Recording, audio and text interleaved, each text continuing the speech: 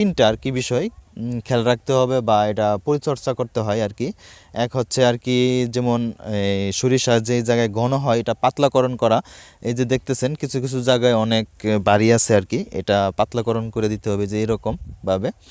আর হচ্ছে সেচ দেওয়া, আর একটা হচ্ছে স্প্রে করা আর কি। তাহলে ভালো একটা ফলন হয় বা ভালো একটা সরিষা পাওয়া যায় আর কি। আর এর এর মধ্যে হচ্ছে ষোলো বোরন, জিঙ্ক, সালফার আর কি স্প্রে করে দিতে হয়েছে 15 থেকে 20 দিনের ভিতর। আর এই যে প্রতিটা পাতা 5টা পাতা যেগুলো আছে এই সময়গুলো যে 1টা 2টা 3টা 4টা 5টা পাতা যখন হয়ে যাবে তখনই আপনি স্প্রে করতে পারবেন। হ্যালো, আসসালামু আলাইকুম। যারা আমার ভিডিও দেখতেছেন দেশ এবং দেশের বাইরে, কাছে এবং দূরে থেকে, সকলকে অসংখ্য ধন্যবাদ। আর আজকে একটি নতুন ভিডিও নিয়ে আসছি। ভিডিওটা হচ্ছে আপনারা দেখতে পাচ্ছেন আর কি পিছনে আর কি সরিষার বিষয় নিয়ে আর কি। আমি এই সরিষা বীজ শ্রীপুর উপজেলা থেকে সংগ্রহ করছিলাম, যেটা সরিষা জাত ছিল বাড়ি 18, আর এটা রোপণ করার ডেট ছিল আর কি 15 তারিখে। আর যেটা আমি অলরেডি চাষ করছি আর কি 15 তারিখে এনে 10 গুণ্টা আর কি, যেটা হচ্ছে 1.5 1.7 আর কি শতাংশ আর কি বলে আর কি আমাদের 1 গুণ্টা সমান। আর এরপরে একটা আমি সরিষা কিছুদিন আগে 24 তারিখে একটা চাষ করছি আর কি, যাও আমি ওইটা ভিডিও আপনাদেরকে দেখাইছি আর কি।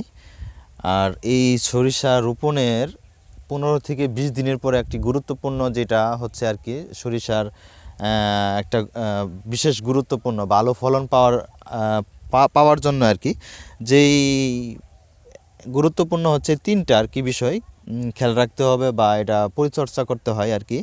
এক হচ্ছে আর কি যেমন সরিষা যে জায়গায় ঘন হয় এটা পাতলাকরণ করা।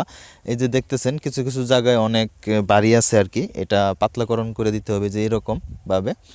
আর হচ্ছে সেচ দেওয়া, আর একটা হচ্ছে স্প্রে করা আর কি।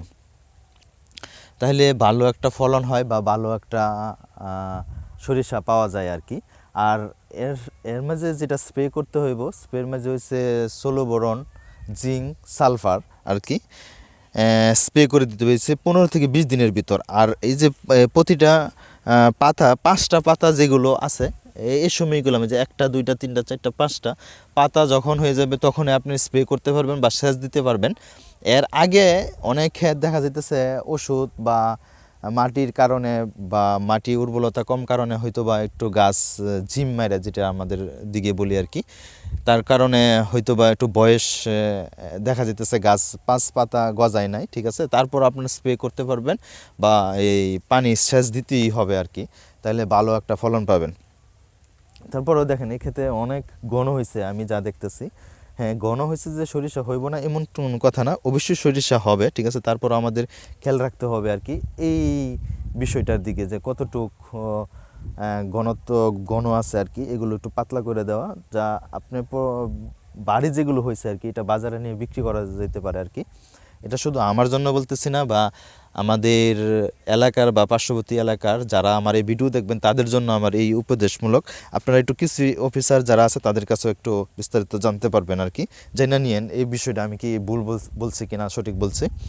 আর এই যে একটা পাশের ক্ষেত দেখেন, এটা ভিতর এখনও সেচ দেওয়া হয় না, এটা সেটা একের মতন আর কি, যতটুকু আমি দেখতেছি একদম পাতলা হয়েছে আর কি। এটার জন্য সরিষা তুলতে হইব না আমি যা মনে করতেছি। এটাও বাড়ি 18 আর কি চাষ করা হয়েছে। আর এই স্প্রে করার পরে আরেকটা কাজ রয়ে গেছে আর কি, 7 দিন পরে আর কি আপনি ভিটামিন যেটা হচ্ছে ফ্লোরা স্প্রে করতে পারেন। এটা হচ্ছে এই যে যেটা বলছি আর কি 15 থেকে 25 দিনের ভিতর যে একটা স্প্রে করবেন, স্প্রে করার পরে আর কি এই ফ্লোরা জাতীয় যেগুলো ওষুধ আছে আর কি এই ভিটামিনগুলো স্প্রে করবেন, ইনশাল্লাহ, ঠিক আছে, ভালো একটা ফলন আসবে আর কি। তো যারা আমার ভিডিও এতক্ষণ দেখতেছেন বা সঙ্গে আছেন তাদেরকে অসংখ্য ধন্যবাদ। সকলকে আসসালামু আলাইকুম।